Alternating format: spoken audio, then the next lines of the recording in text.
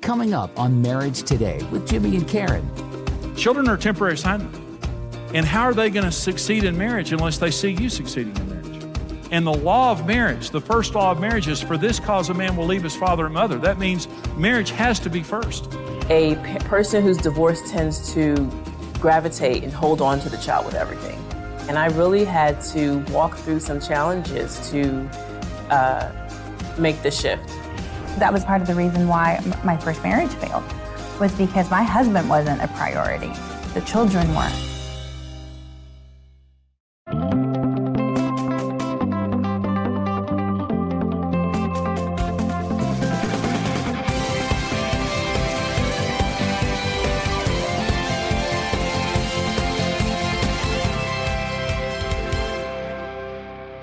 A blended family, when you define blended families, it's a marriage where one or both spouses bring children with them from a previous marriage or relationship. Sometimes it wasn't a marriage. Sometimes it was, an unwanted pregnancy that, resulted in a child or children, or maybe multiple marriages or something like that. But there's a different dynamic to it. 50% of all families are blended families. But there's also higher divorce in blended families, which isn't necessary. In first marriages or, first relationships, there's marriage and there's children. But in a blended family, there's children and there's marriage. Okay. And the priority of the relationship can get off to a bad start from day one. The children become first. Well, let me talk to you about this. Marriage is the nucleus of a family, not children. And children are a temporary assignment. They won't be there for a long time. They really won't. And I remember when they put our daughter into my arms, my son into my arms when they were born, and I remember when I put their arm in somebody else's because I did their ceremonies when I married them all. They're gonna grow up. Children are a temporary assignment. And how are they gonna succeed in marriage unless they see you succeeding in marriage? And the law of marriage, the first law of marriage is, for this cause a man will leave his father and mother. That means marriage has to be first. It doesn't work in any other place. It won't work as second. It can't be behind your children. Your children are not as important as your marriage. They're not. Because your children are going to go someday. When they're, 18, 19, 38, they're going to leave someday. Thank God. And when they leave, they don't want you following them around. I'm just telling you, I have kids. They're grown. My kids are in their 30s. They have kids. I have grandkids. And I'm just telling you, we are very close. They don't want you in their business. They don't want... And what's going to happen to your life when they leave? Will you have given up your marriage for your children and have nothing left? You put your marriage first. You're not doing anything bad for your children. You're doing everything good for your children. Your children feel more secure when you're happy. And they see you happy marriage. Number two, when they see you happily married, you're giving them a vision for their future. Even if there's been problems in the past, they can see a vision of hope for their future. Number three, when they leave, you have a stable life and you won't follow them around because you're emotionally needy. Marriage has to be first. And what that means is, like us, Karen and I was an example, we were busy, and when our kids were growing up, we were busy. But what we did is, when I got home, we would take a couple of 2 or 3 hours, and it was all about our kids. And we had dinner with the kids. We spent time with the kids. I would take the kids in their bedroom. I'd put them to bed. I had a guitar. I would sing some worship songs with them. We would talk. We would pray.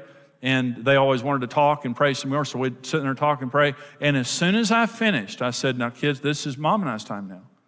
And it would be, 9 at night or something like that. And we didn't make our kids go to bed, but we let them read. They couldn't watch TV or anything, but we let them read as long as they wanted to. We didn't care.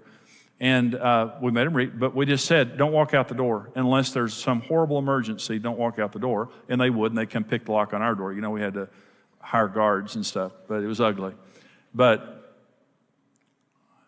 And we taught them to respect our time. And on a regular basis, we had a date night. And on a regular basis, once every 6 or 7 weeks, we'd go somewhere for the night and let our parents take care of them. And we didn't have a lot of money, so we'd just go to a cheap motel 30 miles away, and we'd spend a wonderful weekend together. And we prioritized our marriage. And when our children left, we thanked God that we prioritized our marriage, because we had a strong marriage, and we showed them a strong marriage in the meantime. And again, you may have made mistakes. You may have been through a divorce or two, but I'm saying, it's okay. Let this be the last. Let this be the relationship that you focus on. And maybe if you've made mistakes before, don't keep making those mistakes. And I want to go back and say, listen, there are some awesome blended families. Blended families can thrive, just like an intact nuclear family. A blended family can thrive. You just need to understand the day one dynamics and understand the laws of marriage don't change. The law of priority says marriage has to be first. A family doesn't build around children. A family builds around marriage. It becomes the nucleus that everything revolves around. Work on your marriage. You're doing your children a favor when you do that. And obviously love your children. Obviously give your children quality time and just lavish them. But I'm saying, but your marriage comes first. Number two, the law of possession. When you get married, you have to share everything. The non-biological parent has got to be an equal in the relationship, and you parent those children together. Let me say one other thing about equality. In any family, equality is a big deal. Children are just hypersensitive of, Billy got a bigger piece of pie. Billy gets a bigger piece of pie every night. No, he doesn't. No, it's the same size. No, you love him more than you love me. I know you love him more than you love me. I mean, that's just typical in children. Then you get into a blended family, and it just kind of goes crazy. Here's the point.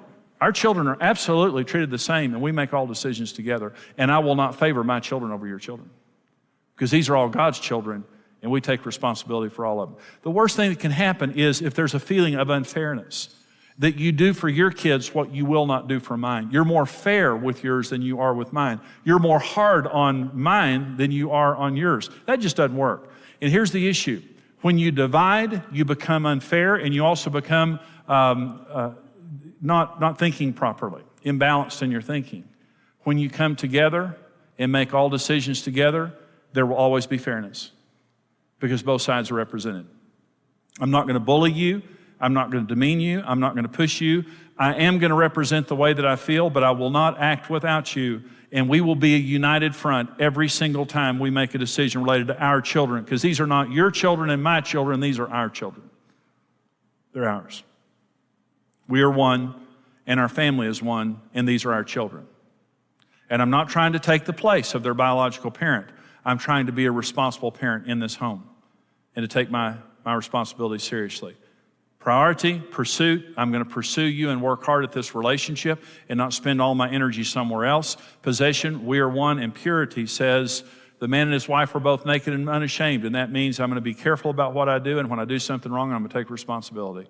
Adam and Eve were able to be intimate in the Garden of Eden until sin came. And when sin came, they hid themselves with fig leaves, and they couldn't be intimate any longer because of sin. And because when God came to Adam and said, what is this that you've done? He said, it's my wife's fault. Eve, what's this that you've done? It's the devil's fault. If we're going to have an intimate relationship, I've got to take responsibility for my behavior, and I've got to say I'm wrong and not blame you.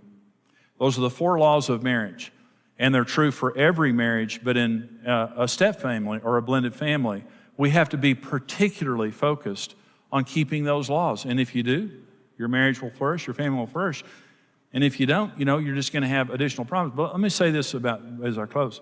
Every family has challenges, and every marriage has challenges. And I want to go back to one of the first statements that I made. A lot of people in blended families, they somehow feel guilty, or that they're second-class citizens, or somehow they're not as special, or something like that. That is baloney. All of us, Karen and I, we almost divorced. I mean, God, I think really only reason God uses this is because if He can do it with us, He can do it with anybody. I mean, I know that I would have been divorced many times if it wouldn't have been for the grace of God. God can't love you anymore. I mean, He loves you as much as He loves anybody else. Your family is as special as any other family. And if you don't believe that, you're wrong. Your family is special. And God can do wonderful, miraculous things through your family. And there's not one other family more special than your family. You just have to believe that. God's on your side. He's with you. And whatever problems that you're having, everybody's having struggles. Everybody's having struggles. But we can make it if God is our partner, and we're teachable, and we do the right thing. I hope you enjoyed that teaching. I love teaching to blended families because, they have special issues. And you can have a very successful blended family. Half of all families today are blended families. And we know of many successful step families. In fact, we interviewed successful step families, and out of that, we created a resource called Blending Families. It's a book. It's also a workbook. It's also a set of DVDs, and we want to put these into your hands.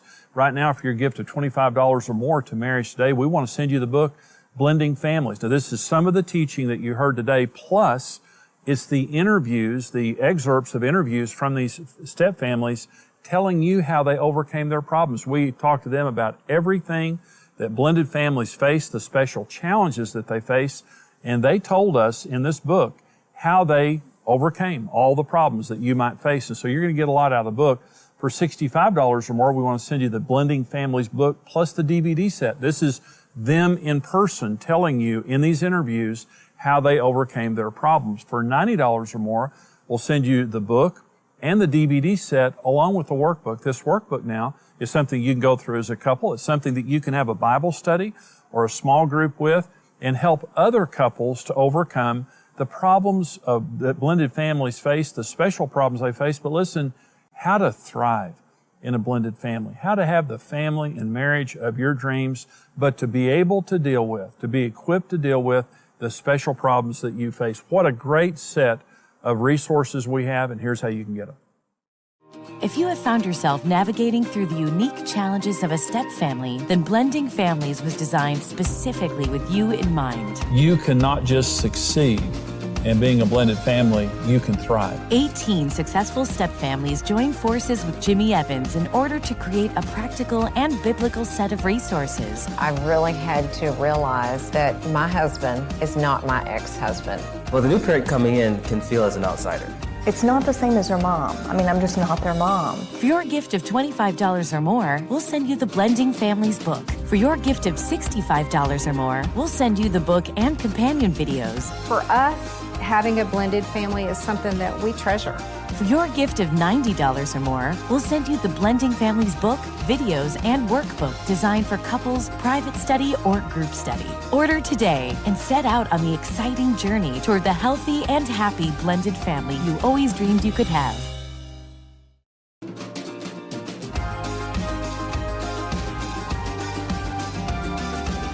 One of the things that is so critical in having a blended family is your marriage has to come first. And your family has to come first. Right after your marriage is your children. And priorities have to be right in order for your family to work. Your children can't come before your marriage. And other things can't come before your family. And so we're going to listen to these couples now talking about establishing proper priorities as you begin to blend in your relationship. And after that, I'm going to come back and talk more about the issue of priorities. So watch this. I think from the classes that I've been through and with Jimmy Evans' classes, I learned personally that you put God first, your spouse second, your children third, and your work fourth. So I think keeping those priorities in check has really helped me grow as a husband, as a father, that we cannot please everybody or you'll just go insane doing it. Actually, I keep that on a sticky note. Having that list keeps it very real for me, knowing that when I've had a frustrating morning or I'm tempted to be frustrated with him, I can look at that list and be like, oh, I need to go cook him breakfast or whatever, because it's so easy to get caught up in the thing. And for me, a lot of times it's the thing at the bottom, it's work, it's Monday through Friday. So I think that is something that keeps me directed and on target. I had to do a lot of rearranging because I had a child before and I was married before, and so I was a single parent managing all of this household stuff before. So God was always first in our lives, mine and Isaiah's, even though he was just little. It was paramount in our how we conducted ourselves. But it was a huge switch for me to put Titus in our marriage before Isaiah, because I didn't know that, and I think that's probably why we should have immediately gotten off our cruise from our honeymoon and gone right to marriage class. Sometimes you don't agree with your spouse on things, and you kind of do want to do something for your kids that maybe your spouse doesn't see as such a priority. But to side with your kids, you're undermining that positioning.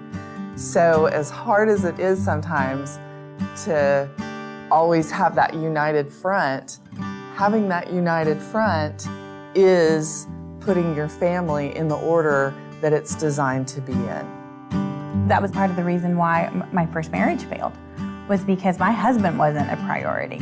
The children were. And so in that time that I sought the Lord as a single mom, I realized that was one of my errors, was that my husband didn't come first. He wasn't a priority. The kids always came before he did.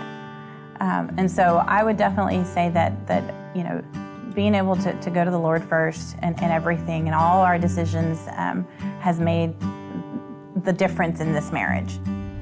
It's very short-sighted to give up the priority of your marriage for the sake of your children. And your children may be hurting. Your children coming out of maybe a previous marriage or something. They may be going through something. But let me say something to you. If a broken marriage hurt your children, a good marriage will heal them. When they're in the presence of a stable home and they're seeing you succeed in marriage, that's going to help to heal them. And number two, how are your children going to succeed in marriage unless you show them how? And so as you're prioritizing your marriage and you're working on your marriage, you're literally showing your children are being healed as they see that, but you're also showing your children how to succeed later in life as they go and be married. And as you build disciplines and traditions that are inviolable in your marriage, first of all, it's going to build a great marriage. Secondly, it's going to train your children properly. And thirdly, it's going to put your children in an atmosphere of feelings.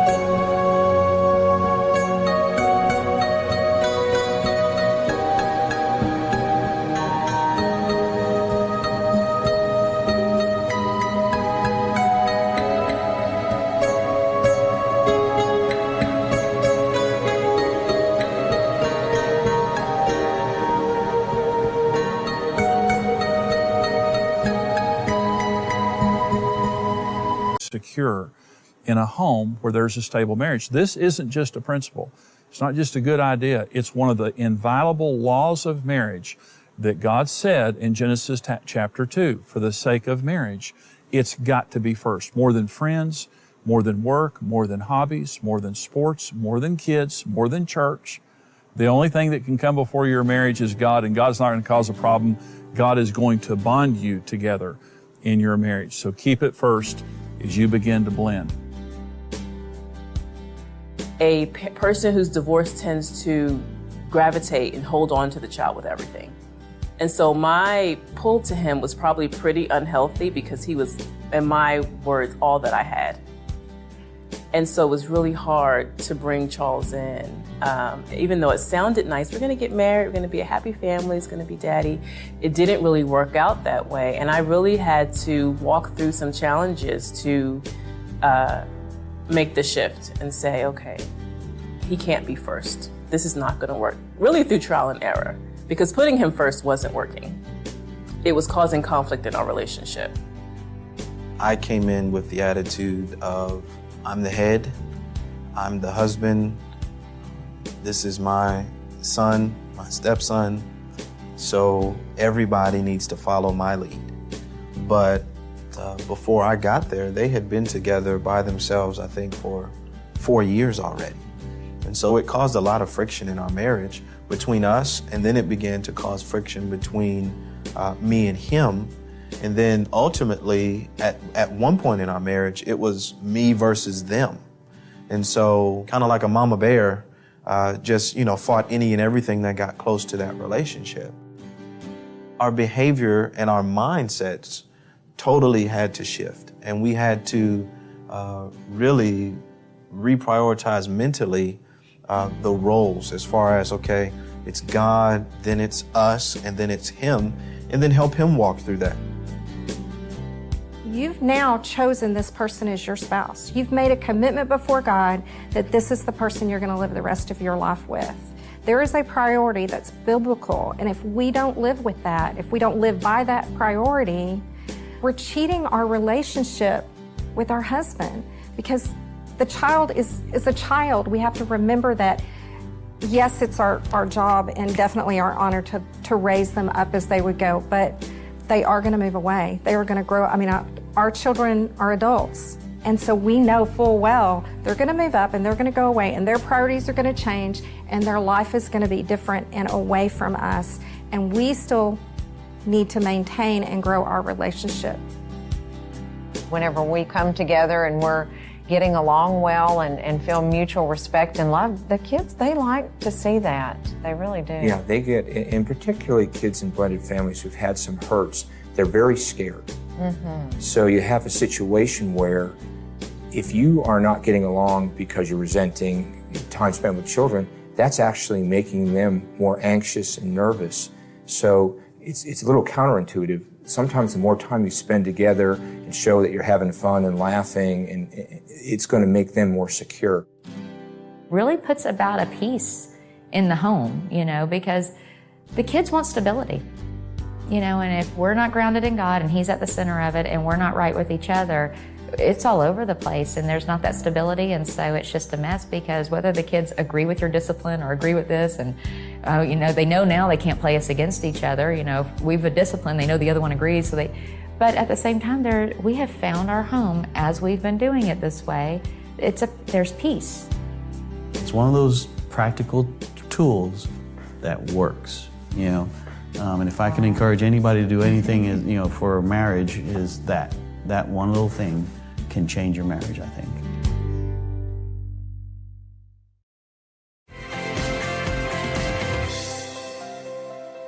This program is on the priority in blended families, the priority of the marriage in blended families. Well, I was talking to a pastor about a month ago, and this pastor conducts blended family seminars in his church. And so, and pre-marriage counseling for blended families. And so we were talking about his ministry and how he helped blended families. And he said, well, when couples sign up to come to one of our marriage seminars, he said, about 80% of the couples actually make it to the seminar. He said, when a blended family couple signs up to come to our pre-marriage training or to our marriage classes, about 40% of them show up. And I said, well, why do you think that's true? He said, they're busy. He said, they're just busier than most families because of their children. They a lot of times have more children, or they have more going on related to their children. Let me say this. You can thrive in your blended family, okay? I don't want you to make it.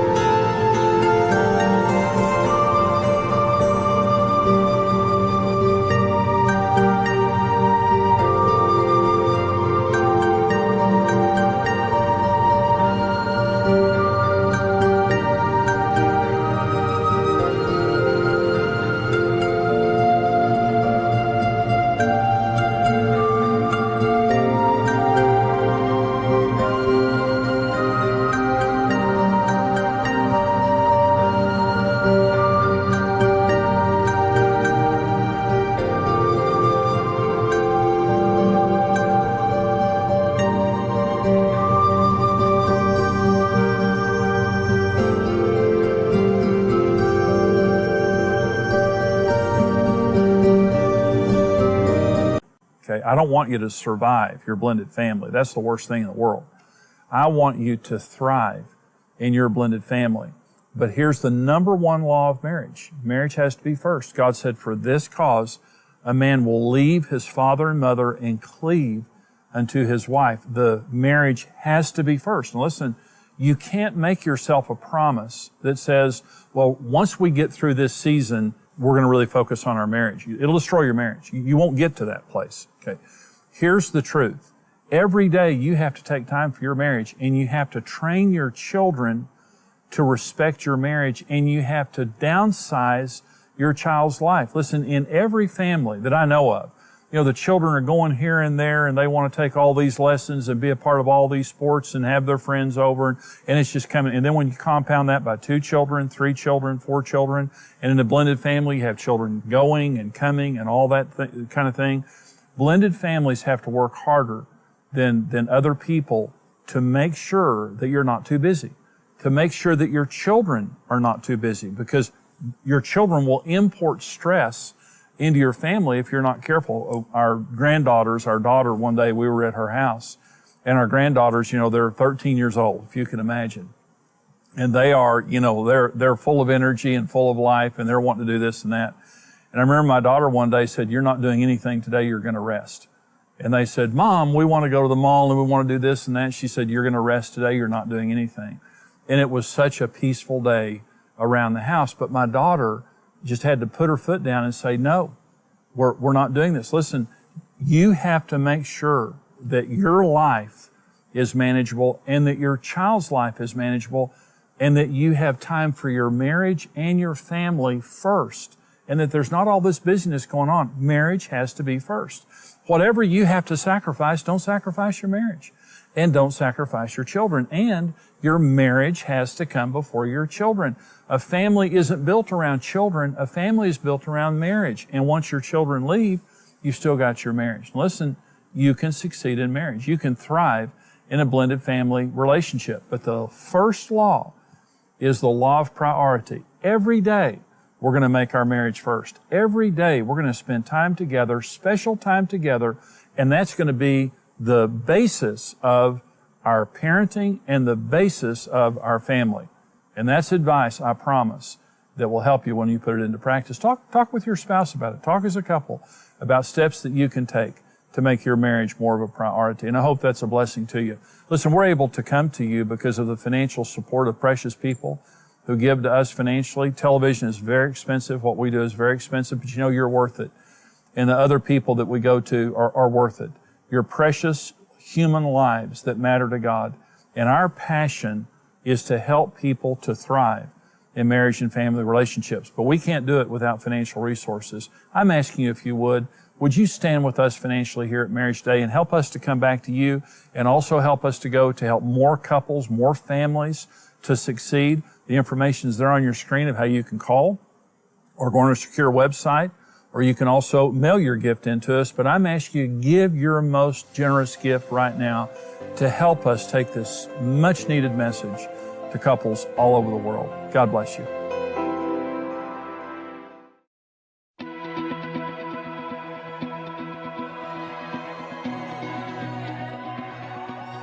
We all enter into marriage confident a happy, fulfilling life is in front of us. Over time, life's journeys can quickly deflate those expectations, and we're left feeling like we've fallen out of love. But with the right information and a mutual commitment to success, a better marriage is possible. Become a rock-solid partner and gain instant access to practical marriage help in topics ranging from communication, needs, and intimacy, as well as blended families, intentional dating, spiritual health, and much more. Marriage Today exists to help every person succeed in marriage. With your help, we can continue raising a standard for marriage and reverse the curse of family breakup in order to rebuild the nations one home at a time. That's why we're tied into the ministry. We want to be able to bless and give so they can keep doing what they're doing. There's just millions of marriages that need help, and if this is a way we can help facilitate that, then that's a great way to spend some money. We love Jimmy and Karen, and we love learning more about how to be a better couple and how to help other couples like they do. Become a rock-solid partner with the ministry and mission of Marriage Today. Thank you for watching Marriage Today with Jimmy and Karen. Subscribe to Marriage Today's YouTube channel for more marriage-building videos and updates.